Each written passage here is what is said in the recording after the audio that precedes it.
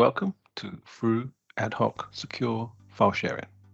From the login page, a user can log in with a username and password, or we can use an identity provider that supports SAML 2.0. We can do IDP first or SP first. IDP first is where you go to the identity provider and it redirects you and logs you into the service, or you can go to service provider, which is us, i.e. click on a button like this, redirects you to your IDP, which authenticates you and then logs you back in again. We're going to use username and password for this simple demo. Got an example user here.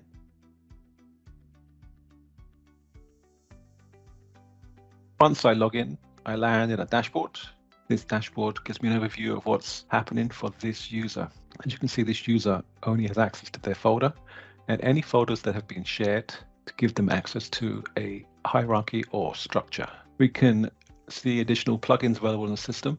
We can see any distributions that have been sent or are due to expire. We can also see different retention rules that have been applied to users, groups, or the file system. The simple use case for this service is the user would upload some files.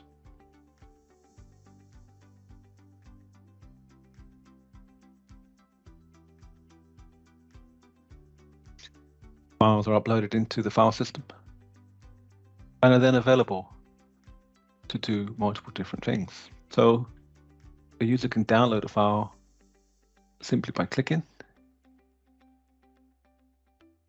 They can download multiple files,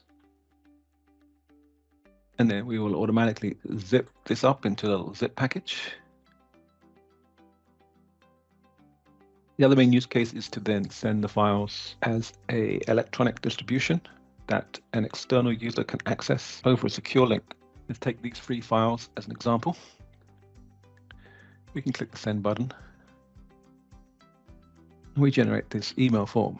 We can define who it's being sent to. We can add an additional address because there's going to be multiple recipients. We can add a subject. Now we can force the receivers of the file to log in before they get access to the distribution links. This is to prevent link forwarding. We can also turn this off to make it more simple. This parameter will generate an email to show when the recipient collects the files. We can attach a simple message to the email. We can also include a private message that would only be viewed over the encrypted link. We can see the attachments that we selected from the file system.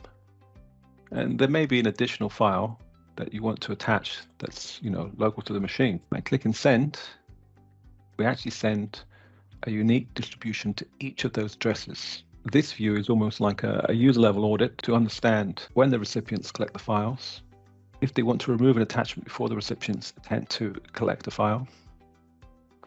We can expire the distribution so they can no longer access it. We can extend the distribution so the link lasts for a longer period. That will probably be in my inbox. So here's an example of a distribution. As you can see, it's gone to this address. The other addresses are listed in the body of the email. The tracking number is unique for this email address. There is a link in here to the distribution. It tells you how long this distribution is going to last for. Clicking on the link will take you to a distribution page.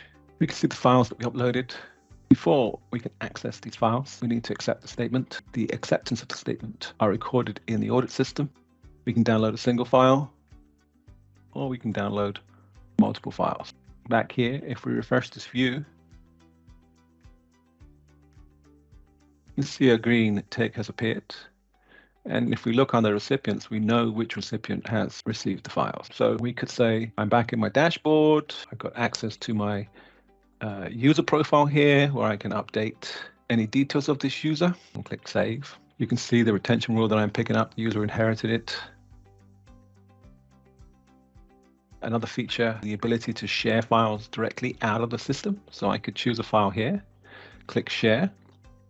It's going to pop up a box where I can share again with a public link that anyone can access, or I can create a protected link that requires someone to register as a guest before they can access the protected link. Clicking on this button will show you that link. Once these links are created, again, at a user level, they can view the links that they have shared out of the system. We can activate, deactivate, copy, or delete it from here as well. Here, we've got a folder which could be being used by multiple users or groups who have access to this folder. In this simple example, you can see the everybody group has simply got read access to this folder. The administrators are obviously inheriting the permission from above and have full control, but they've decided to give everyone read access to this folder. Let's select this example folder and see what permissions I set here. So this example folder, you can see it was created by me at this level. I've added another user called partner1 at this level. The administrators are inherited from above, and this example user has full access. So for example, the example user could then create a subfolder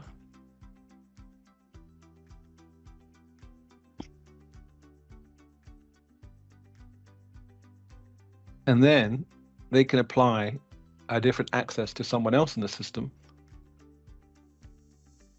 to the subfolder. Let's use Sergey. We're going to give him full control apart from manage and share, and we can click save. And then we can see Sergey has now been added to the subfolder, and he has full control apart from share and manage. A user can also subscribe to notifications on the folder by selecting the folder and clicking add to notifications. We can go and see those notifications by clicking the more and going to the notification section. You can see we've subscribed to the shared example subfolder to receive notifications on them. It's active, and any subfolders of the subfolder will also be active.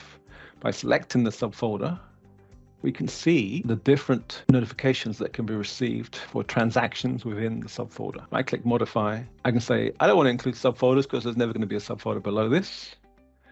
I don't want all of them. I only want to know about external downloads and internal uploads and internal downloads.